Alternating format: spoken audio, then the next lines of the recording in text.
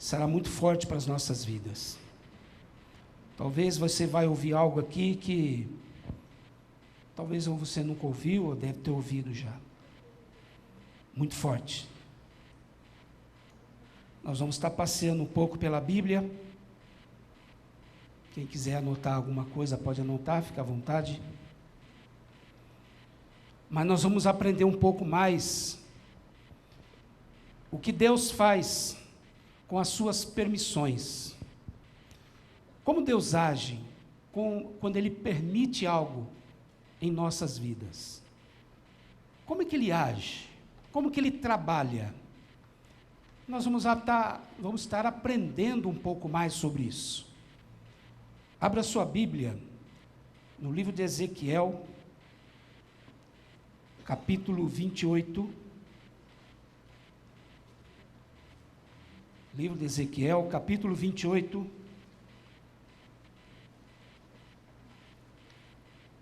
E nós vamos estar falando alguns versículos deste capítulo.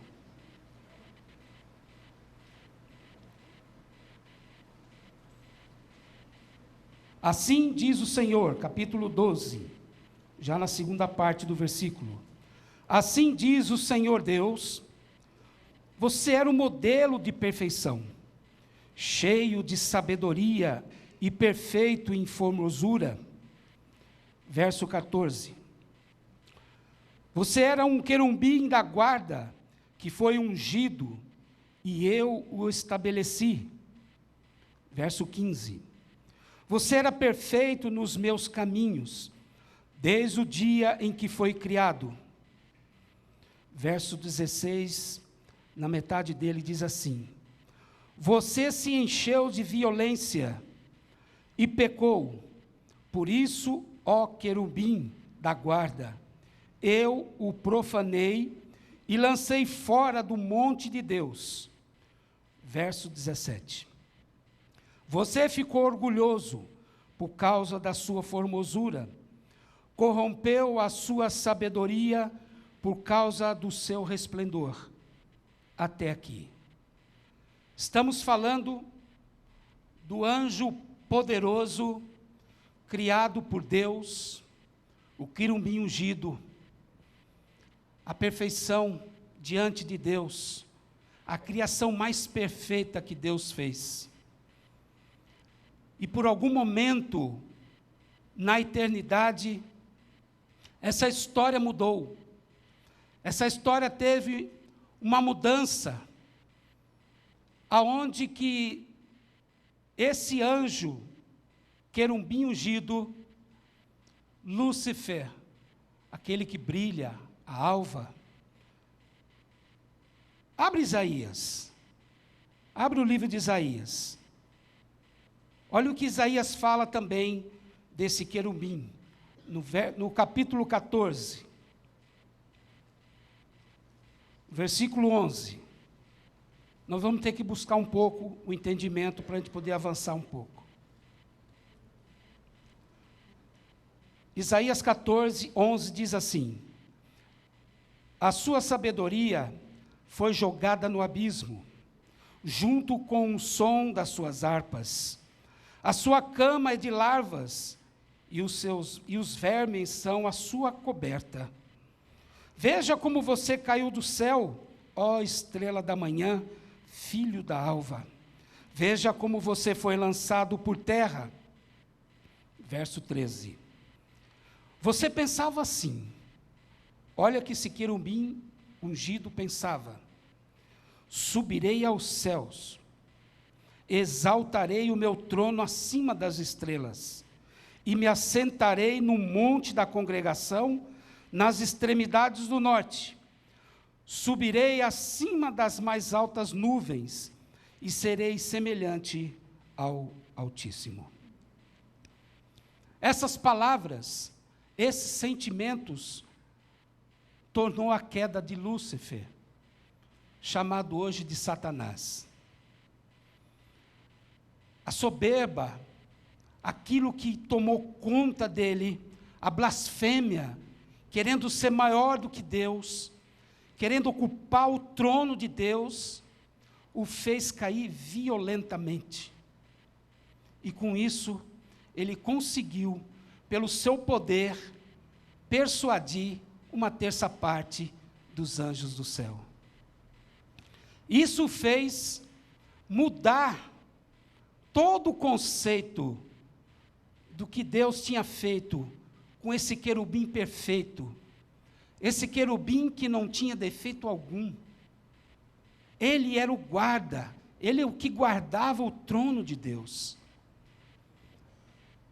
E por algum momento que nós não sabemos como surgiu isso no coração daquele anjo poderoso, ele caiu. E ele, por ter caído, ele vem ao longo desses tantos anos que passaram, querendo atormentar o ser humano. E o ser humano, conhecendo as astúcias investidas deste Satanás, com quem nós estamos falando, nós nos aproximamos de Deus. Porque quando nós nascemos, nós não conhecemos o que isso representa para as nossas vidas. Porque ainda somos bebês. Mas a partir do momento que nós vamos crescendo e tomando maturidade na nossa vida, você vai conhecendo o que é o bem e o que é o mal. E conhecendo isso, você sabe qual o caminho que você deve percorrer, o bem ou o mal.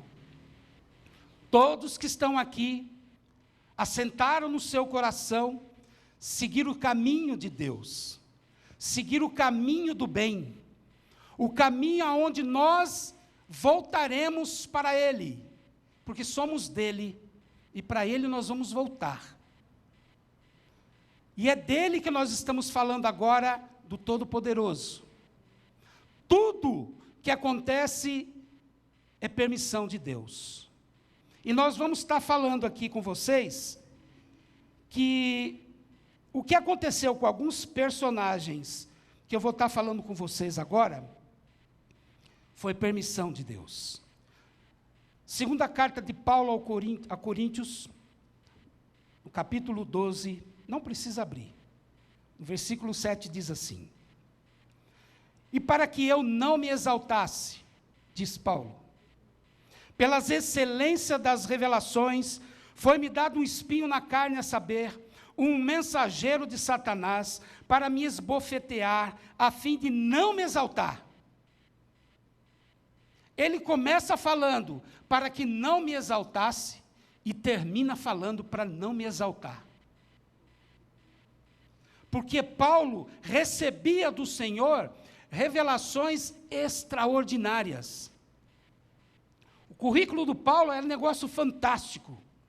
Teve um contato pessoal com Jesus, foi participante das visões celestiais, escolhido por Deus, curou doentes e viajou pelo mundo. Em algum momento, acredito eu, ele pode ter se achado, poxa, eu estou com várias coisas aqui, tudo em cima de mim, revelações extraordinárias, tive um contato pessoal com Jesus, que até afugentou a minha vista ficou meia, sem poder enxergar direito, tanto era o poder daquele homem, que veio de encontro de mim, aquele Deus poderoso. Será que em algum momento, Paulo também não se achou o cara? Será? Eu deixo um ponto de interrogação na cabeça dos irmãos. Será que em algum momento, Paulo também não se sentiu alguém que não deveria se sentir? Então, o que aconteceu na vida de Paulo? Foi-se colocado um espinho na carne, que até hoje ninguém sabe o que é esse espinho na carne. Esse espinho na carne veio para que Paulo se tornasse humilde. A humildade é o que Deus se alegra com aqueles que o seguem. A humildade é aquilo que deveremos ter no nosso coração, e não a soberba. Se você sabe muito, transfira o muito que você sabe para aquele que não sabe, sem que a soberba tome conta da sua vida, sem que aquilo que você tem de maior em relação aos demais não venha destruir a tua vida. Foi o que aconteceu com Satanás. Ele se sentiu no lugar de querer ficar no trono de Deus. Ele se sentiu maior do que Deus. Ele regia a música no céu. Então ele achava que ele era o anjo. Isso provocou a ira de Deus. Não devemos provocar a ira de Deus, porque devemos exaltar o nome do Senhor. E o que Deus te dá é para o louvor dEle, e não para soberba tua, soberba minha, soberba da igreja. O que nós estamos fazendo é aprender, a cada dia, como foi dito no início da palavra, é aprender, porque Paulo tinha revelações excelentes da parte de Deus, e essas revelações abria a ele os olhos de uma forma extraordinária. Peça para Deus abrir os teus olhos espirituais. Peça para Deus agir de você, agir em sua vida, de uma forma que você receba revelações extraordinárias de Deus. Busque, porque o mal que talvez Deus tenha permitido na vida de Paulo, foi o bem que fez para Paulo. Olha que interessante. O mal que foi permitido na vida de Paulo, foi o bem que trouxe na vida dele. Muitas vezes a permissão do Senhor que nós passamos hoje, que nós achamos lá na frente, vai ser bem para você, para mim, para a igreja. São 3 tópicos que nós estamos lidando. O primeiro, olha só o tema: Deus usa Satanás. Deus usa Satanás? Forte isso, não é? Mas Deus usar Satanás? Como assim? Ele permitiu que esse espinho viesse na vida de Paulo, mandado por quem? Por um mensageiro chamado Satanás. Olha só outro exemplo. Jó, capítulo 1, verso 12. Então o Senhor disse a Satanás: esse cara é atrevido, não é não? Ele é muito atrevido, porque ele vai diante de Deus.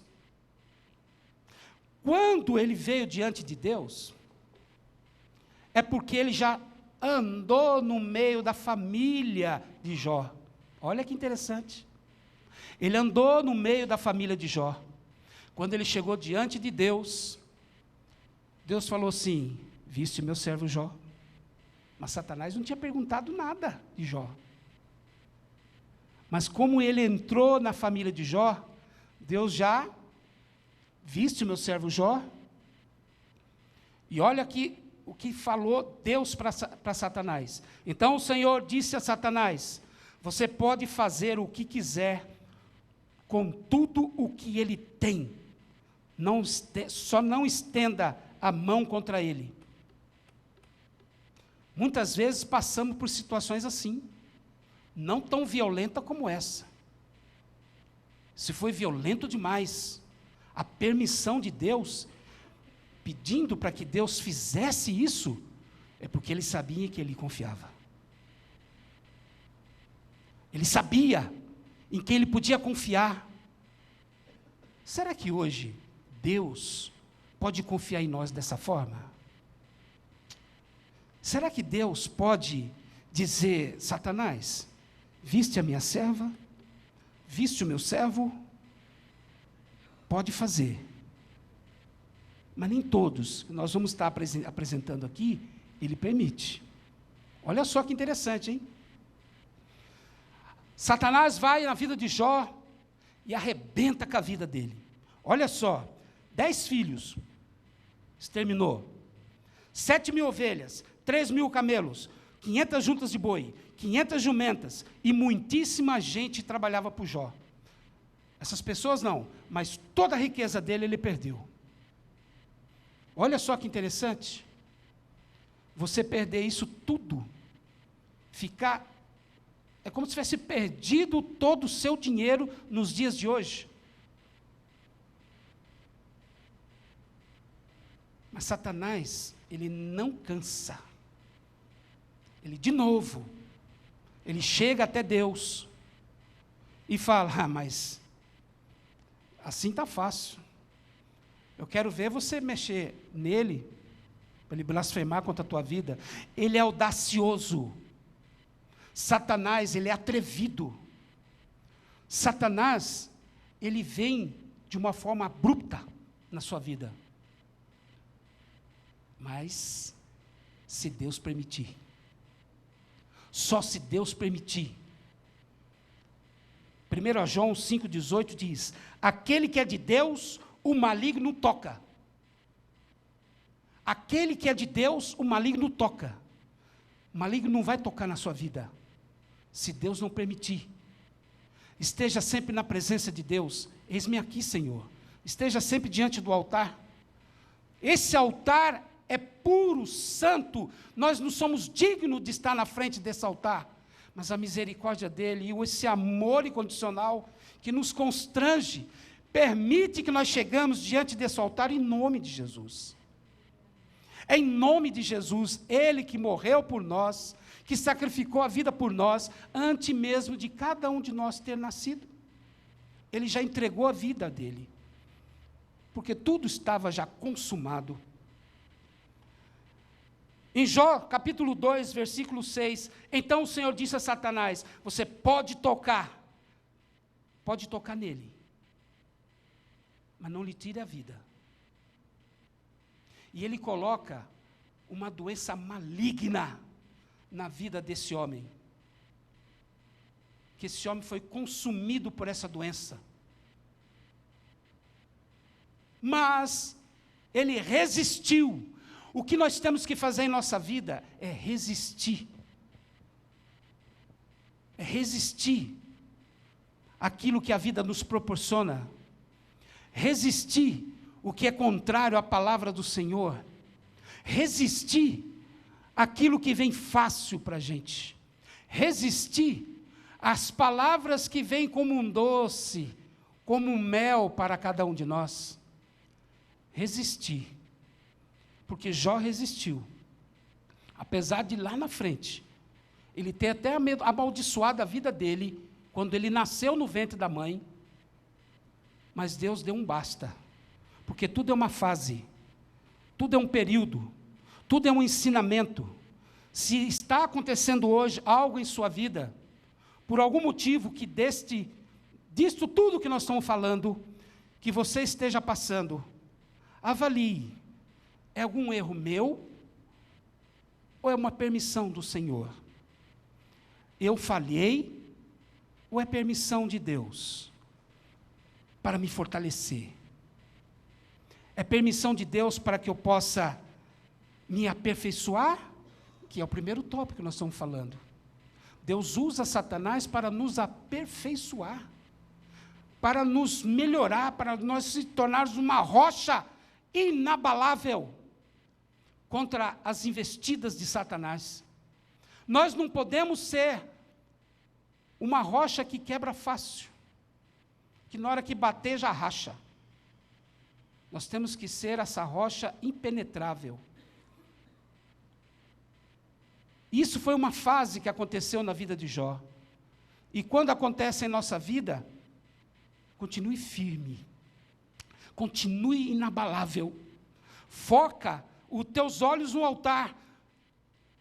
Na quarta-feira retrasada, o Arley pregou aqui e falou, tira o foco do seu problema, tira o foco do gigante, desfoca o problema. Primeiro que não tem na Bíblia escrito problema, nós criamos essa palavra, problema. Nós não lemos isso na Bíblia. Nós criamos ela. Mas desfoca aquilo que está tirando o teu sono. Desfoca aquilo que está tirando a tua paz. É um treino. Nós temos que praticar isso todos os dias. Todos os dias. Por isso que nós somos um soldado, praticar. Todo dia nós estamos aqui. Digno é Senhor Jesus. Aí foi no outro culto. Digno é Senhor Jesus. Vai outro culto. Digno é Senhor. É assim. Aí vem o ministro, prega a palavra, ensina a gente, nós vamos embora. Aí vem a dificuldade. Digno é Senhor. Não vai me vencer dificuldade. Você não vai me vencer problema. Você não vai me vencer palavra contrária. As pedradas da vida não vai te vencer. Porque Satanás está nesse meio querendo te derrubar, mas ele não toca no ungido do Senhor. Ele não toca naquele que é a noiva dele. Ele é ciumento. O nosso Deus é ciumento. Mas para isso, esteja na frente do altar, para que você esteja protegido por Deus. Importante isso. Segundo tópico, Deus usa Satanás para despertar os que dormem. Não é dormir fisicamente não, hein? Fechar o olho e... Não é isso que eu estou falando. Esse dormir aqui é o espiritual. Mas como é que é esse negócio de dormir espiritual? Olha o que aconteceu na vida de Saul. 1 Samuel 18:10. No dia seguinte, um espírito mau vindo da parte de Deus se apossou de Saul, que teve uma crise de raiva em sua casa. Olha só que interessante. Mais um espírito permitido por Deus para atormentar Saul. Primeiro, o nosso Deus já tinha rejeitado Saul, porque foi dada uma ordem e ele não cumpriu. Quando Deus dá uma ordem para você, faça.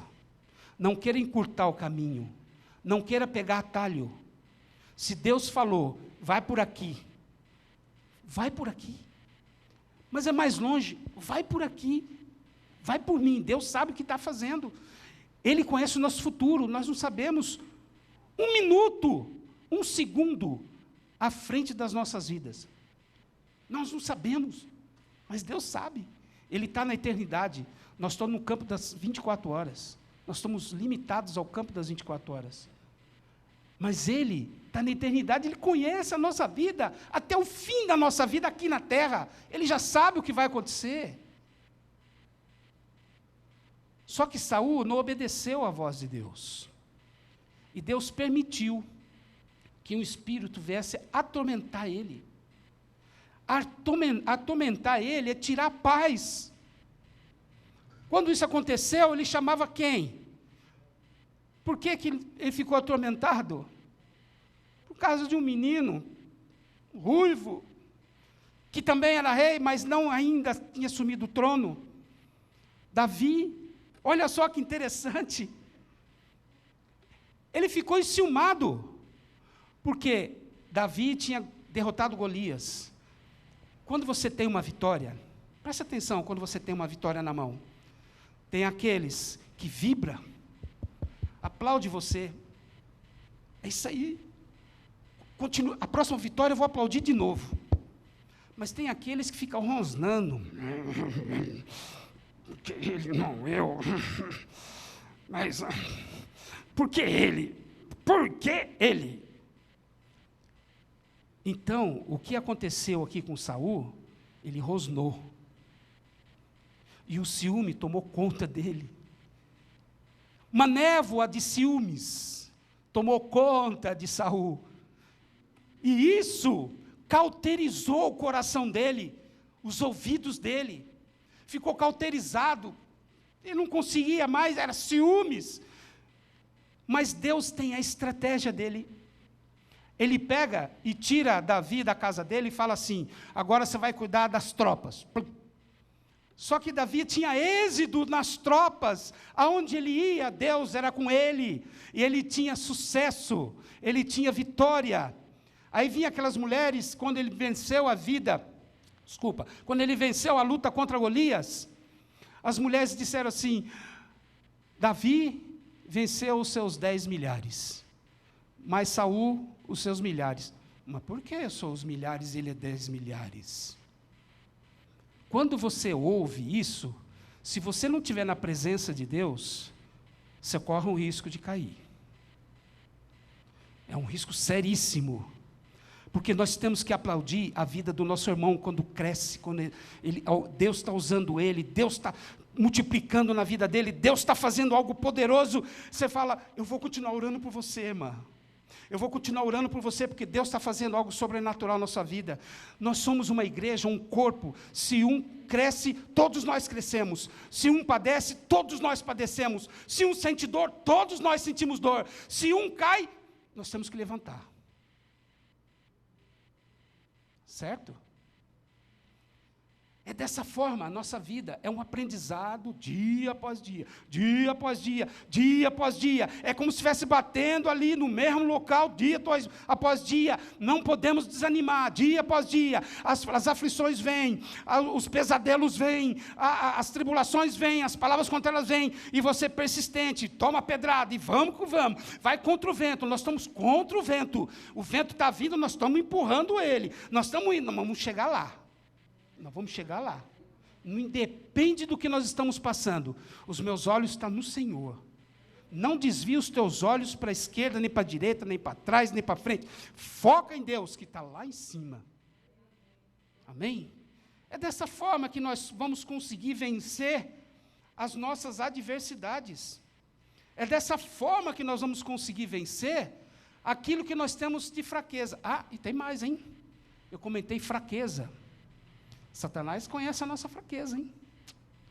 Ele sabe muito bem aonde chegar, mansinho ali, eu vou mexer aonde na fulana de tal. Eu vou mexer aqui. Aí você já desequilibra, já cai, já chora, já não quer ir mais para a igreja, já não quer conversar com o irmão, e o pastor porque não sei o quê, é porque é irmã, é porque não sei, sabe? Vigie. Já viu soldado? O soldado, quando ele é treinado nos piores lugares, nas piores situações, nos piores momentos, para ele resistir, para quando ele realmente estiver numa guerra, ele poder suportar. É o que nós estamos fazendo aqui hoje. Nós estamos treinando. A guerra é lá fora. A guerra é lá fora.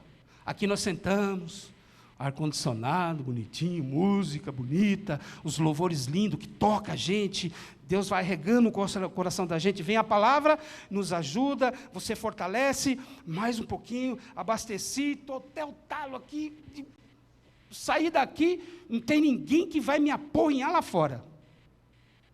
Lá fora, use o que você aprendeu aqui dentro. Use o que você aprendeu aqui dentro. A palavra vem para nos ensinar, para nos encorajar, para nos dar a direção, para fazer você um crente poderoso, para fazer um crente que não vai vacilar diante das adversidades. É lógico, tem adversidades que dão uma balançada na gente. Opa, mas você não cai, porque você, Senhor, olha aí, olha só o que aconteceu, eu estou te falando isso daí, por aqui, olha só. Lucas 22, 31 e 32, olha só. Disse também o Senhor: Simão, Simão, eis que Satanás pediu para peneirar, cirandar, como um trigo. Vocês perceberam que da mesma forma que Satanás chegou até Deus para falar de Jó, ele também chega até Jesus para falar de Pedro? Perceberam? Ele pede permissão, gente. Ele não vem assim, eu vou arrebentar com a irmã, eu vou arrebentar com o irmão. Senhor, posso arrebentar? Posso estraçalhar com a vida dele? Posso arrebentar com a vida dela? Qual foi a resposta que Jesus deu para Pedro? Para Jó, pode fazer. Não toca nele. De novo ele vem. Mas assim está fácil. Pode ir, mas não toca na saúde dele. Não mata. Não, toca na saúde, mas não mata. Olha com Pedro.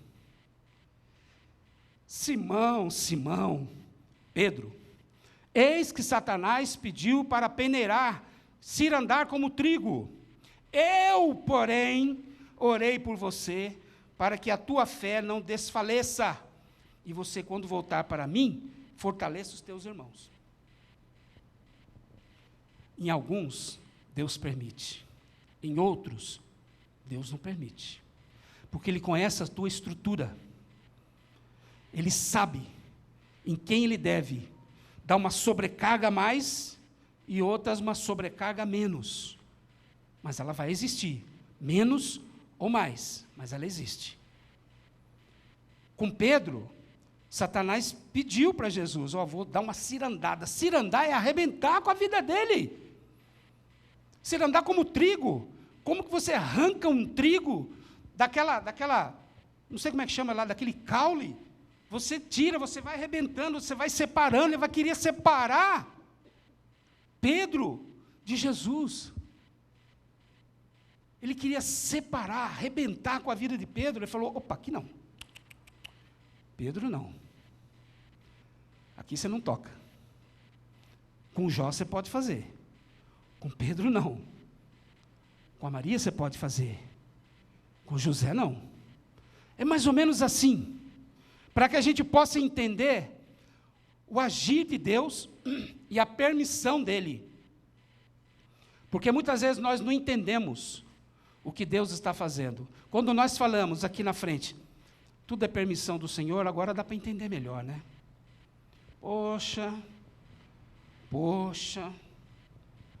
Poxa, perdi aquele negócio, caramba, perdi uma amizade, poxa, perdi esse noivado, poxa, mas você não sabe que é Deus que está à frente. Se você está diante de Deus, buscando, aprendendo, orando, tendo intimidade, e você está vendo que as coisas não estão acontecendo, você está em pecado? Como falaram com Jó? Você deve estar em pecado, então. Para acontecer essa lástima na tua vida, você deve estar em pecado. Mas Jó não estava. Se você tem a consciência de que você não está em pecado, é Deus agindo. Isso é fato. É Deus agindo. Você está na presença, você ora, você busca, você está na igreja, você faz a vontade, você é fiel. Pronto. É permissão de Deus. Aí você tem que aguentar. Senhor, o Senhor permitiu, agora eu preciso da tua ajuda. Agora eu preciso, senão eu não vou suportar. Me ajuda aí. Passa dia, entra dia, vai um mês, vai 2. Aí você, meu pai, minhas forças estão acabando. Eu não estou conseguindo nem dar glória, aleluia na igreja, eu só choro na igreja. Eu não aguento mais, eu estou perdendo minhas forças de pegar. Aí, o que você já fez?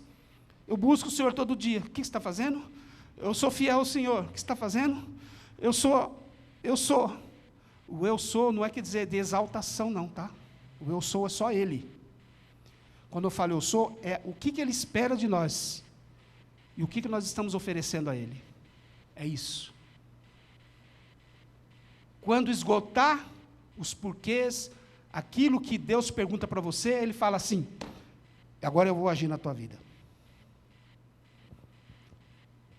Muitas vezes, nós passamos por provações para servir de testemunho.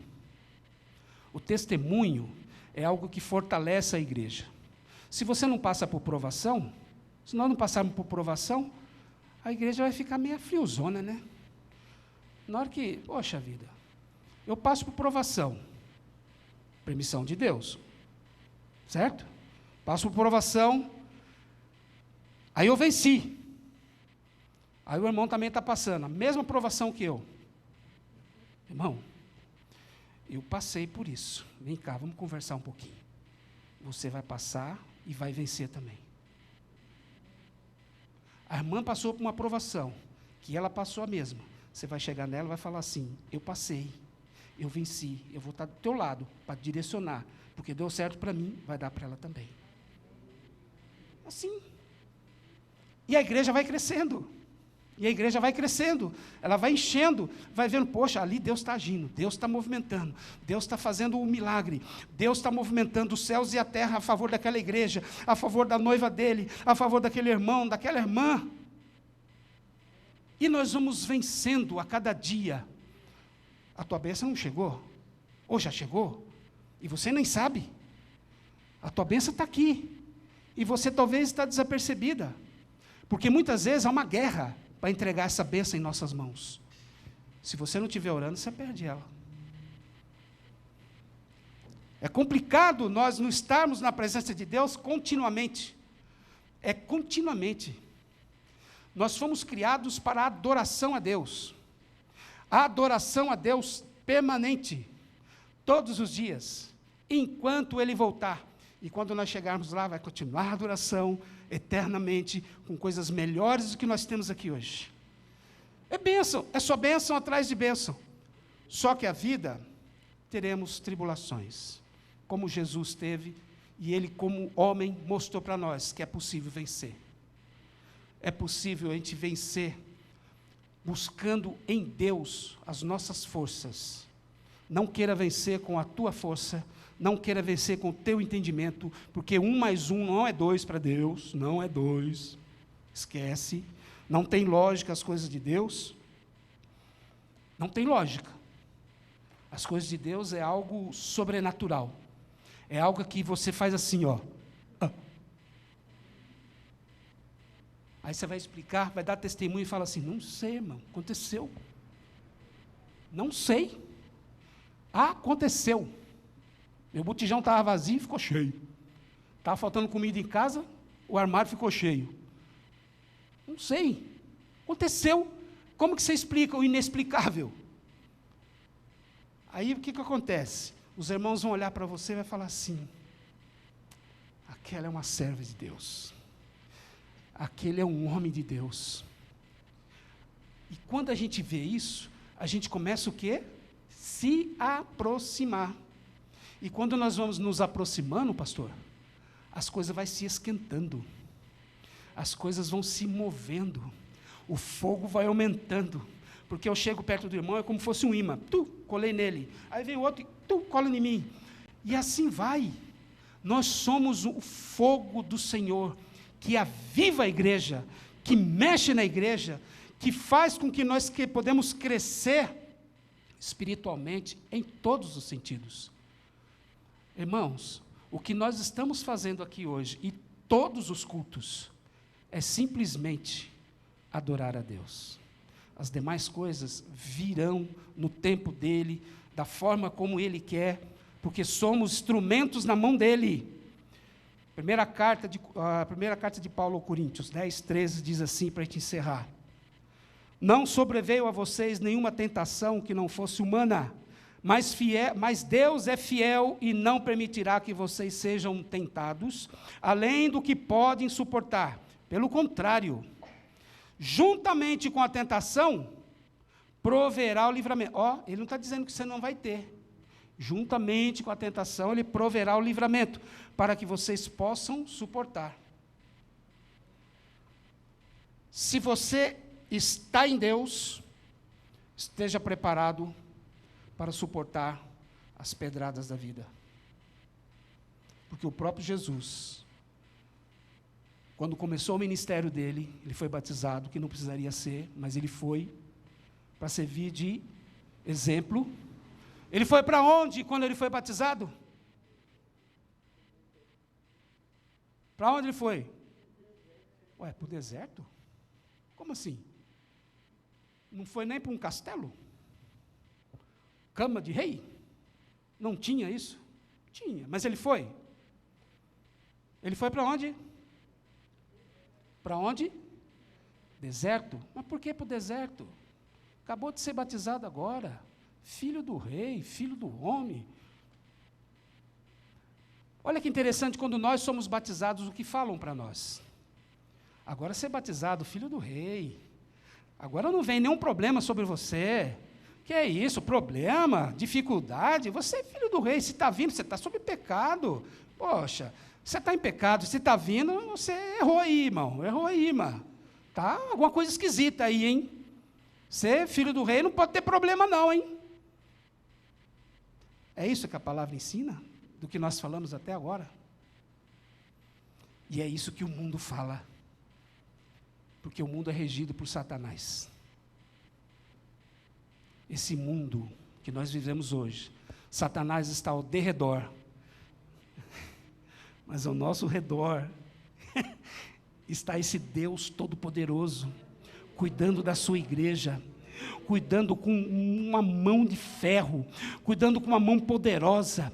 Aqui não, aqui você não toca, nela você não vai fazer nada. Eu sou Deus Todo-Poderoso, não te dou permissão. E é assim, dia após dia, dia após dia, até o dia de nossos olhos poder contemplar o que o Senhor fez para nós, e nós podemos agradecer pessoalmente, e poder ver Ele, não como os quadros estão pintados, porque ninguém viu Deus, em toda a história escrita na Bíblia. Moisés viu Deus por trás, viu a glória dele. Ninguém podia olhar para Deus, porque se olhasse para Deus era fulminado instantaneamente. Ninguém podia olhar Deus. Muitas vezes nós vemos na Bíblia, porque ele olhou para Deus. É um modo figurado de dizer que ele viu a presença de Deus, ele sentiu a presença de Deus. Mas olhar,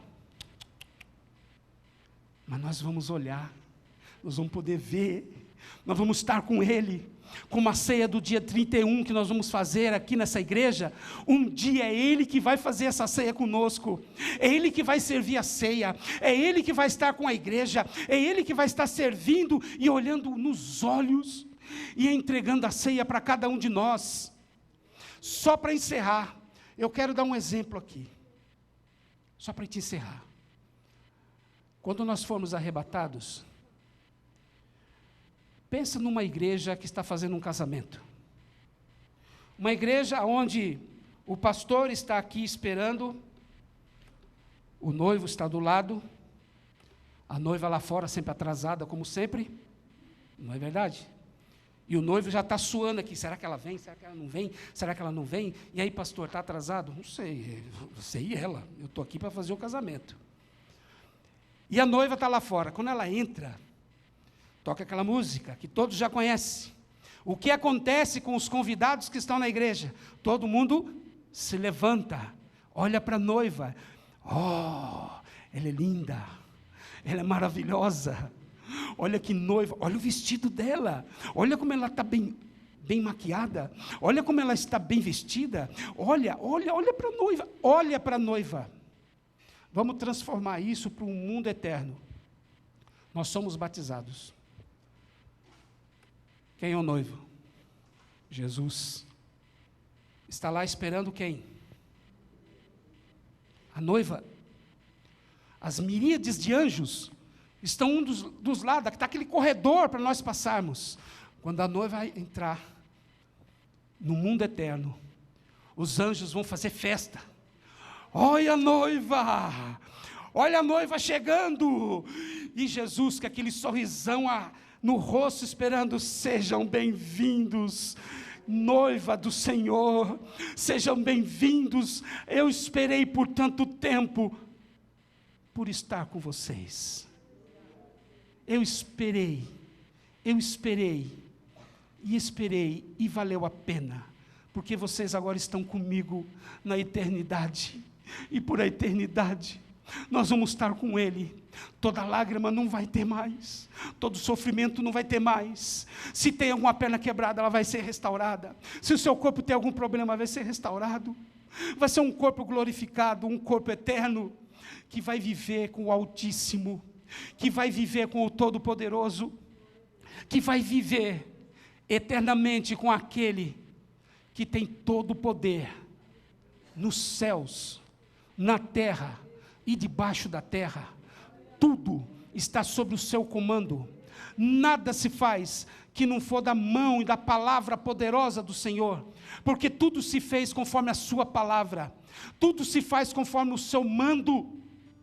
Não duvide das coisas que Deus há de ser feito na sua vida. Não duvide daquilo que Deus ainda há de fazer por cada um que está aqui. Não duvide, porque Deus tem um tempo que é diferente do nosso. Ele está no campo da eternidade, nós estamos no campo das 24 horas. Ele está lá na frente, nós vamos, quando o tempo nosso se cruzar com o tempo da eternidade, aí se cumpre. Mas precisa que você venha resistir àquilo que você está passando. Você tem que resistir, para que você não venha vacilar e cair. E o Senhor falou: poxa, eu ia entregar agora. Eu estava com a mão esticada para entregar para ela, para ele. E ele desistiu. Ele parou. Poxa. Nós somos como criança que fica puxando na barra da saia da mãe e do pai, querendo um brinquedo. Que se eu der o brinquedo para ele naquela idade, ele vai engolir a rodinha. Porque ele não sabe nem brincar com aquilo. Ele vai destruir o brinquedo. Assim é nós. Nós pedimos uma bênção. Nós pedimos algo que nós necessitamos. Mas ela não é entregue. Porque muitas vezes nós ainda não estamos capacitados para receber tal bênção. Nós não estamos maduros o suficiente para receber tal bênção. Nós não estamos ainda preparados, porque muitas vezes a bênção é tão grande que você fala: ih, o que eu faço com isso aqui? Perdeu a bênção. Nós não podemos perder bênçãos do Senhor. Não podemos perder a oportunidade que Deus nos dá. Não podemos perder. Nós estamos na idade agora de não perder mais nada. Porque a maturidade tem que tomar conta das nossas vidas. Leia a palavra. Leia a palavra. Leia ela. Ela é o nosso manual. É o nosso manual da eternidade para estar agradando a Deus. É isso aqui, ó. Esse é o nosso manual. Errou? Peraí. Deixa eu ver. Ah, é aqui. Poxa. Pisei na bola com Deus. Senhor, ajoelha. Peça perdão. Se ajeite. Se arrume. Esse ano está acabando. Essa quarta-feira é a última quarta-feira do ano que nós estamos trazendo de mensagem. A próxima quarta é véspera de Natal. Ou já é o Natal, né? Na outra é a ceia. Acabou. Vamos começar tudo de novo. Bendito seja o Senhor. Vamos de novo. Louvado seja o Senhor. Na igreja, todo mundo sentado aqui, aguardando a vinda dEle, aguardando a vinda do Todo-Poderoso. Use a sua fé. Não deixe Satanás acabar com a tua fé. Está esmorecendo? Busque ajuda. Cola em alguém que você vê que está crescendo na fé. Eu vou colar aqui para você me esquentar um pouquinho, que está difícil demais. Está difícil eu continuar do jeito que eu estou. Não está sendo fácil. Peça ajuda naquela pessoa que você realmente fala: esse é um servo de Deus, esse é uma serva de Deus. E caminhe, não pare, não desista. Nem que lá na frente você esteja chegando assim, toda arrebentada como aquela mulher que chegou nas Olimpíadas. Ninguém lembra quem ganhou, mas todo mundo sabe que aquela mulher chegou por último, toda arrebentada. Ninguém podia tocar nela, porque se ela tocasse, ela perderia todo o esforço que ela fez.